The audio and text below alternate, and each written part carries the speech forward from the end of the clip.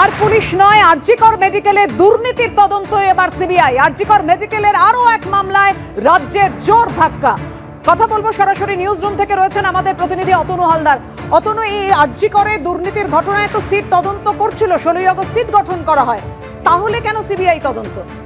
দেখো, একটু আগেই হাইকোর্টের অর্ডার এসে পৌঁছেছে এবং এই মামলায় হাইকোর্ট কেন সিবিআই তদন্ত দিল, সিবিআইকে কেন তদন্তভার তুলে দিল, তা ব্যাখ্যা করে বিচারপতি রাজর্ষি ভরদ্বাজ বলেছেন। তার যেটা মূল বক্তব্য যে এই গোটা ঘটনাটা সিবিআইয়ের হাতে এই কারণে তুলে দেওয়া হলো, তার কারণ এটা যেহেতু আরজিকরের একটি ঘটনা ইতিমধ্যেই সিবিআই তদন্ত করছে, তাই তিনি মনে করছেন যে এই দুর্নীতির অভিযোগের তদন্ত সিবিআইয়েরই করা উচিত। অর্থাৎ তুমি জানো যে এর আগে হাইকোর্টের অর্ডারই আরজিকরের তরুণী চিকিৎসকের ধর্ষিত হয়ে খুন হওয়ার ঘটনার তদন্তভার সিবিআইয়ের হাতে তুলে দেওয়া হয়েছিল। হাইকোর্ট নির্দেশ দিয়েছিল, হাইকোর্টের নির্দেশে কলকাতা পুলিশের হাত থেকে তদন্তভার চলে গিয়েছিল সিবিআইয়ের হাতে এবং সিবিআই সেই মামলার তদন্ত করছে। ইতিমধ্যে যেটা হয়েছে যে একটি রাজ্য সরকার আরজিকর হাসপাতালে এবং তৎকালীন অধ্যক্ষ সন্দীপ ঘোষের বিরুদ্ধে যে সমস্ত দুর্নীতির অভিযোগ উঠেছিল তা নিয়ে একটা সিট গঠন করা হয়েছিল। 16ই আগস্ট সেই সিট গঠন করা হয়েছিল। অর্থাৎ এই 9 তারিখের ঘটনা, তারপর 13 তারিখে যখন সিবিআইয়ের হাতে এই 9 তারিখের ঘটনার তদন্তভার সিবিআইয়ের হাতে চলে গেল, তারপর 16 তারিখে এই সিট গঠন করলো রাজ্য সরকার, রাজ্য স্বাস্থ্য দপ্তর, কলকাতা পুলিশ এবং রাজ্য পুলিশের 4 জন উচ্চপদস্থ অফিসারকে নিয়ে। এবং 19 আগস্ট একজন আইএএস অফিসার স্বাস্থ্য দপ্তরের, তিনি গিয়ে টালা থানায় একটা অভিযোগ করলেন আরজিকর হাসপাতালে দুর্নীতি নিয়ে।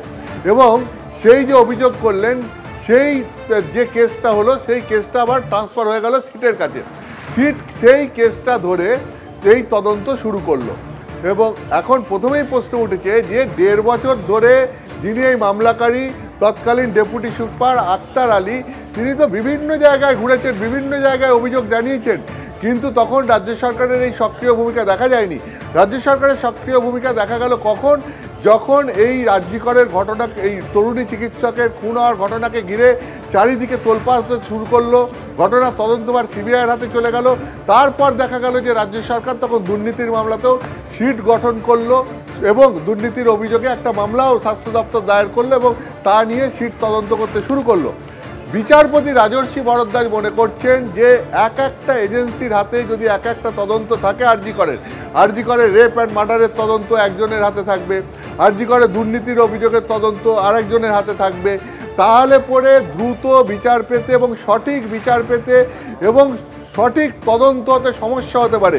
কারণ একই জায়গার দুটো ঘটনা, এখন যদি দুটো ডিফারেন্ট এজেন্সি যদি এর তদন্ত করে, তাহলে পরে এই তদন্তের মধ্যে একটা অসামঞ্জস্য তৈরি হতে পারে দুটো এজেন্সির মধ্যে।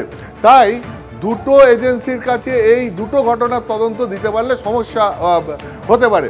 এখন অনেক ক্ষেত্রেই এটাও মনে করা হচ্ছে যে এই দুটো ঘটনার মধ্যে একটা ইন্টারলিঙ্ক হলেও হতে পারে দুটো ঘটনা। তার কারণ এই যে চিকিৎসককে ধর্ষণ করে খুনের অভিযোগ, এতে অনেকে অভিযোগ করছেন যে এর পেছনে একটা দুর্নীতির চক্র থাকলেও থাকতে পারে, এটা অনেকের অভিযোগ ছিল।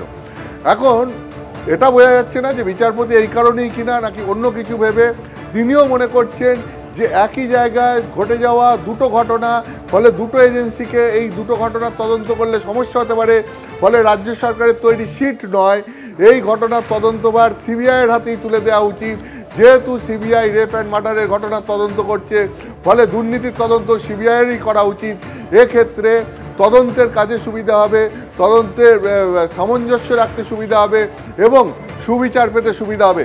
মূলত সেই এই ধারণা থেকেই তিনি জাজমেন্টে যা লিখেছেন যে দুটো ঘটনার তদন্তভার একই এজেন্সির হাতে থাকা উচিত বলে মনে করছেন এবং সেই কারণেই আরজিকরে দুর্নীতির অভিযোগের তদন্ত যেটা সিট করছিল, সেটা সিটের হাত থেকে নিয়ে তিনি সিবিআইয়ের হাতে দিয়ে দিয়েছেন বলে অর্ডার সিটে লিখেছেন। পাপিয়া।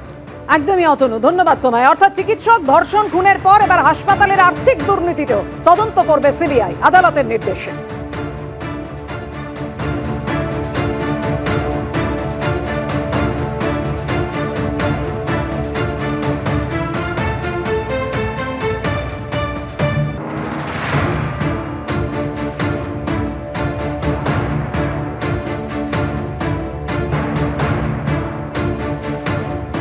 অর্থাৎ আরজিকর মেডিকেলে চিকিৎসককে ধর্ষণ ও খুনের ঘটনায় তোলপাড়ের মধ্যেই এবার সোশ্যাল মিডিয়ায় দেখতে পেয়েছেন যে ছবি আপনাদের সামনে রেখেছি, ভাইরাল হয়েছে এই ভিডিও। ধৃত সিভিক ভলেন্টিয়ার সঞ্জয় রায়ের একটি ছবি। যে ছবি ভাইরাল হয়েছে আপনারা দেখতে পাচ্ছেন, সেখানে দেখা যাচ্ছে ঘটনার দিন অর্থাৎ 9ই আগস্ট ভোর 4:03 নাগাদ আরজিকর হাসপাতালের 4 তলার করিডোর দিয়ে হেঁটে যাচ্ছে অভিযুক্ত সিভিক ভলেন্টিয়ার। হাসপাতালে সিসি ক্যামেরায় এই ছবি ধরা পড়েছে বলে সোশ্যাল মিডিয়ায় দাবি করা হয়েছে, যদিও এই ছবির সত্যতা যাচাই করেনি এবিপি আনন্দ। আপনারা দেখতে পাচ্ছেন হাতে হেলমেট রয়েছে। ধর্ষণ খুনে ধৃত সঞ্জয় রায়, তাকে দেখা যাচ্ছে ঘটনার দিন অর্থাৎ 9ই আগস্ট ভোর 4:03। ঘটনার দিন 9ই আগস্ট চিকিৎসকের দেহ উদ্ধার হলো সেমিনার রুম থেকে। সেই দিনই ভোর 4:03 নাগাদ আরজিকর হাসপাতালে 4 তলার করিডোর দিয়ে হেঁটে যাচ্ছে অভিযুক্ত সিভিক ভলেন্টিয়ার। দেখতে পাচ্ছেন হাতে হেলমেট রয়েছে তার। কথা বলবো, আমাদের সঙ্গে রয়েছেন আমাদের প্রতিনিধি ময়ূর ঠাকুর চক্রবর্তী। ময়ূর, ছবিতে যেটা দেখা যাচ্ছে, যে ছবি ভাইরাল হয়েছে ইতিমধ্যেই সোশ্যাল মিডিয়ায়, এই ভিডিও নিয়ে ইতিমধ্যেই তোলপাড় পড়ে গিয়েছে, কি খবর রয়েছে? দেখো, যেটা জানা যাচ্ছে যেটা এই নৃশংস অপরাধ যেটা আরজিকর মেডিকেল কলেজ হাসপাতালে হলো, যেটা 4:15 পর থেকে প্রায় 8 ঘন্টা ধরে এই নৃশংস ক্রাইম হয়েছে বলে আমরা তদন্তে প্রথম থেকে জানতে পেরেছিলাম। এই ফুটেজটা হচ্ছে 4:03, অর্থাৎ এই নৃশংস অপরাধের মিনিট 10 আগের ফুটেজ। এবং এই ফুটেজে সঞ্জয় রায়কে দেখতে পাওয়া যাচ্ছে। এটা আরজিকর মেডিকেল কলেজ হাসপাতালে যে করিডোরটা দেখা যাচ্ছে, এটা আরজিকর মেডিকেল কলেজ হাসপাতালের 3rd ফ্লোরের চেস্ট ওয়ার্ড। এবং এই ওয়ার্ড থেকে সোজা গেলেই কনফারেন্স যে সেমিনার রুম, যেখানে এই ধর্ষণ এবং এই খুনের মতো নৃশংস অপরাধ ঘটে। এবং 4:03 ফুটেজ, এখানে সঞ্জয় রায়কে দেখতে যাচ্ছে। এবং তুমি দেখো সঞ্জয়ের গলায় কিন্তু একটা নেক ব্যান্ড রয়েছে। পুলিশ প্রথম থেকে যেটা দাবি করেছিল যে সঞ্জয়ের গলায় একটা নেক ব্যান্ড ছিল, যেটা সিসিটিভি ফুটেজে ধরা পড়ে। পরবর্তী ক্ষেত্রে সেমিনার রুম থেকে একটা নেক ব্যান্ড পাওয়া যায়। সেই নেক ব্যান্ড যেটা রিকভারি হয়, সেটা সঞ্জয়ের ফোনের সঙ্গে কানেক্ট হয়ে যায়। এবং সঞ্জয় যখন অফেন্স কমিট করে বেরিয়ে আসছে, যেটা পুলিশ দাবি করে, তখন আবার তার গলায় নেক ব্যান্ড পাওয়া যায়নি, দেখতে পাওয়া যায়নি। যদিও সেই ফুটেজ এখন আমাদের হাতে নেই, তবে যে ফুটেজ রয়েছে তাতে কিন্তু এই বক্তব্যটাই করোবোরেট করছে। এবং যেটা দেখতে পাওয়া যাচ্ছে, সঞ্জয় রায় 4:03 আরজিকর মেডিকেল কলেজ হাসপাতালের চেস্ট মেডিসিন ডিপার্টমেন্ট এবং তার করিডোর, সেখানে তিনি দাঁড়িয়ে রয়েছেন। এবং এখান থেকে তিনি সোজা হাঁটবেন হচ্ছে according to CCTV footage seminar room. এবং সেখানে গিয়ে যাবতীয় ঘটনা এবং এই নৃশংস ঘটনা 8 ঘন্টা থেকে 35 মিনিট এই গোটা ক্রাইমটা হয়। এবং যাওয়ার সময় সঞ্জয়ের গলায় একটা নেক ব্যান্ড দেখতে পাওয়া যায়, পুলিশ আগেই দাবি করেছিল। এবং ফুটেজেও দেখতে পাওয়া যাচ্ছে গলায় একটা নেক ব্যান্ড রয়েছে, হাতে একটা হেলমেট রয়েছে। সেই হেলমেট সঞ্জয় ব্যক্তিগত না অন্য কারোর বা কোনো প্রতিষ্ঠানের, এটা নিয়ে এখনো পর্যন্ত আমরা কোনো ইনফরমেশন পাইনি। তবে সঞ্জয় পুলিশের বাইক ব্যবহার করতো, সেই তথ্য প্রমাণ আগেই আমাদের কাছে এসেছিল। এবং পুলিশও যেটা বলেছিল যে হ্যাঁ, সঞ্জয় একটা সাব ইন্সপেক্টরদের বরাদ্দ করা বাইক ইউজ করতো। এবং সঞ্জয় ওই দিন 4 বার আরজিকর হাসপাতালে এসেছিল। এটা হচ্ছে তার লাস্ট মুভমেন্ট, যেটা 4টের সময় যেটা চেস্ট মেডিসিন ডিপার্টমেন্টের পাওয়া গেছিল, যার ভিত্তিতে পুলিশ আধিকারিকরা তাকে জিজ্ঞাসাবাদ করে। সে প্রথমে ডিনায়াল মোডে ছিল, সে বলছিল সে গোটা বিষয়টা জানে না। কিন্তু যখনই তদন্তকারী আধিকারিকরা তাকে প্রশ্ন করেছিলেন যে গলায় তার নেক ব্যান্ড দেখতে পাওয়া যাচ্ছে ভোর 4টের সময় চেস্ট মেডিসিন ডিপার্টমেন্টে, সে কিসের জন্য ঢুকেছে, এই কোনো প্রশ্নের সদুত্তর কিন্তু সঞ্জয় রায় দিতে পারেনি, কলকাতা পুলিশের সিভিক ভলেন্টিয়ার। এবং তারপর গোটা ঘটনায় সরাসরি যোগসাজশ এবং ইনভলভমেন্টের কারণে পুলিশ আধিকারিকরা অ্যারেস্ট করে। এবং আমি আবার বলছি, যে ফুটেজ দেখতে পাওয়া যাচ্ছে, এটা আরজিকর হাসপাতালের 9 তারিখের ফুটেজ, ভোর 4:03 ফুটেজ, আরজিকর হাসপাতালের 3rd ফ্লোরের চেস্ট মেডিসিন ডিপার্টমেন্টের ফুটেজ। সঞ্জয়ের গলায় একটা নেক ব্যান্ড দেখতে পাওয়া যাচ্ছে। 4:03 পুলিশ আগে দাবি করেছিল 4:15 থেকে 4:45 মধ্যে গোটা ক্রাইমটা হয়। ফলত 4:03 মানে গোটা অপরাধের মিনিট 10 আগের ফুটেজ।